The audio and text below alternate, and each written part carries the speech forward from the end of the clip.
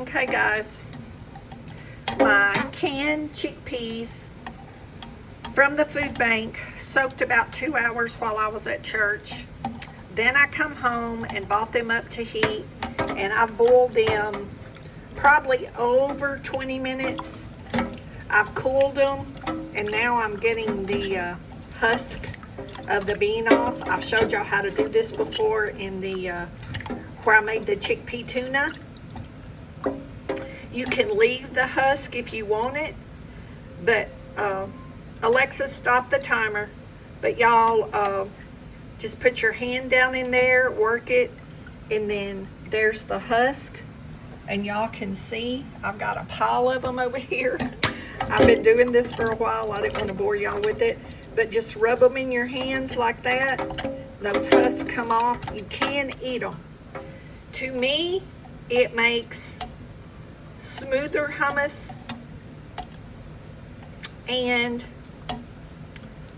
I just like the texture of the chickpea tuna better with the husk off. I don't have to chew all that, and I don't have to let all that be in my stomach and digest and possibly cause a stomach upset, because that's a lot to break down, y'all. Those are pretty tough, but I mean, it is edible. That's up to you. It's just something that I do. I know others do it also. I'm sorry, I wasn't even videoing. I'm just talking and a dipping and not even looking at the pot.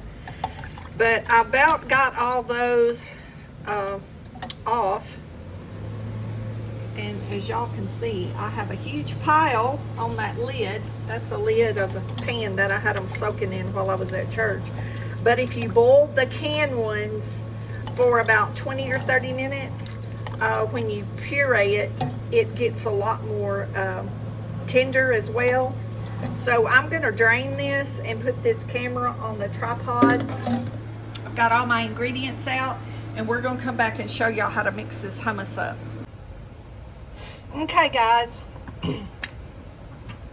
we're gonna make chocolate hummus. I just made the regular hummus video, if you didn't see that one. This is 1 cup of chickpeas. If you watch the other video,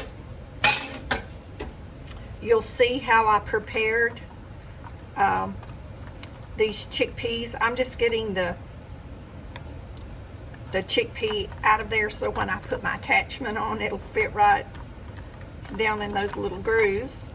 Okay. I may, when I edit this video a little bit and put the clips together, I may try to take the preparation of the chickpeas and put at the beginning of this video. Hopefully that I can do that. Okay, so we have our 1 cup. It's 1 can of chickpeas that I boiled. You boil them between 20 and 30 minutes, and that just makes your hummus a lot smoother. You don't have to. I also soaked these for almost 2 hours while I was at church before I boiled them. Those came from the food bank. I boiled them to make them more tender and to make them smooth up, you know, a lot better in this food processor. You can use a blender, any kind of food processor that you have. This is 1/3 cup of tahini. If you don't know what that is, it's sesame paste. If you have sesame seeds and oil, you can make this like you do peanut butter. I get this at our local Kroger. Y'all excuse me 1 minute while I check my chicken. My timer went off, and I don't want I have a chicken in the oven roasting, and I don't want it to burn. Okay, so we have our 1 cup of chickpeas, 1/3 cup of hummus.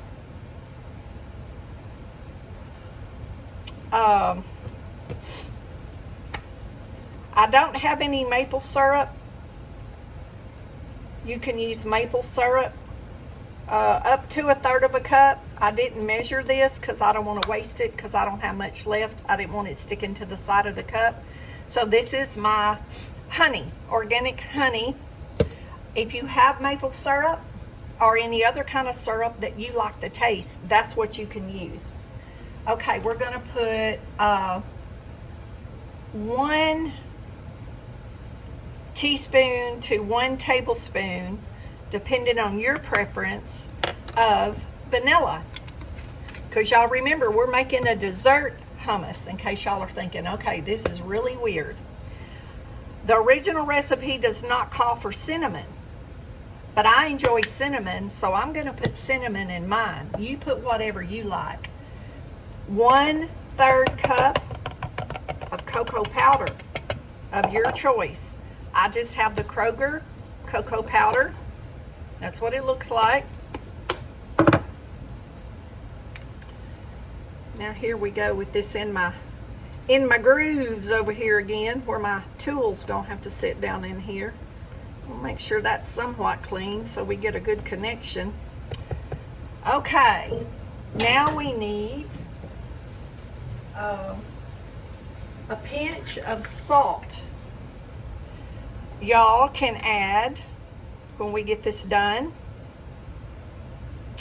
I'll show y'all how to dress the top up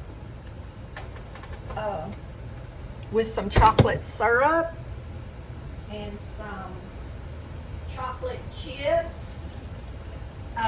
You could use coconut, you could use peanut butter chips or white chocolate chips, or any flavor that you like or that your kids like.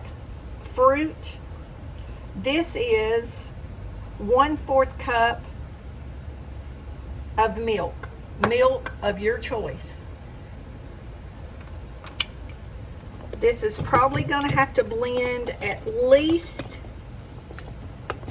I always have trouble getting this top on here, y'all. There we go, I think.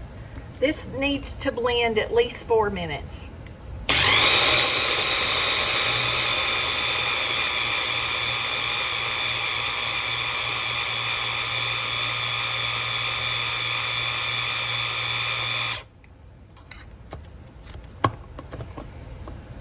Okay, see what it's looking like? Okay, we're gonna blend that up, and if y'all taste it and it needs to be sweeter for some reason to you, put your choice of sweetener as much as you would like to your taste. Okay guys, chocolate hummus, yum yum. Chocolate syrup.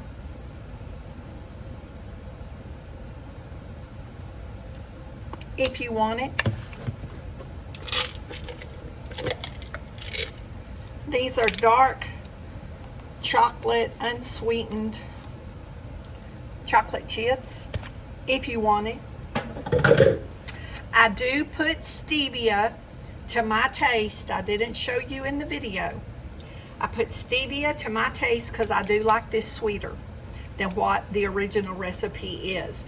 But that's going to depend on how sweet your maple syrup or your honey or whatever you use is. You can even go back and top this with honey or syrup.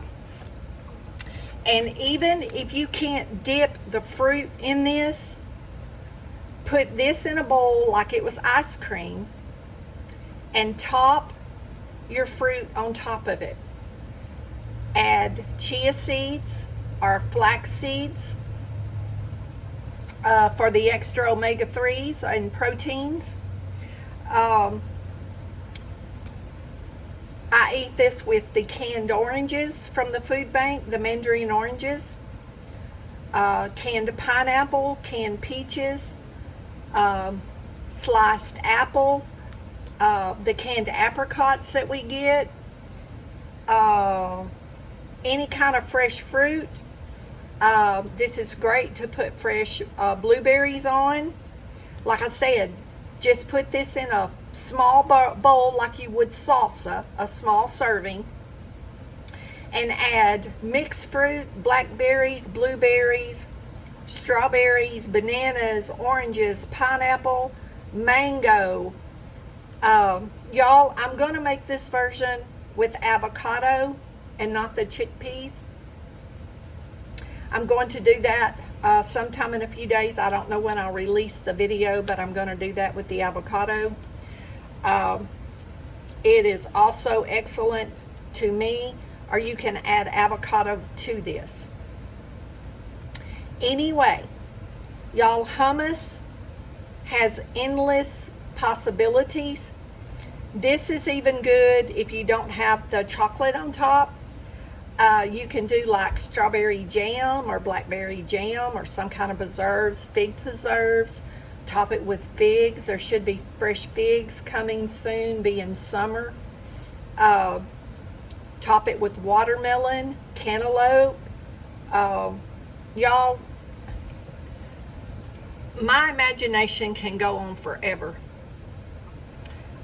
You can add your olive oil or your avocado oil or your grapeseed oil to this when you're blending it to make it a little smoother.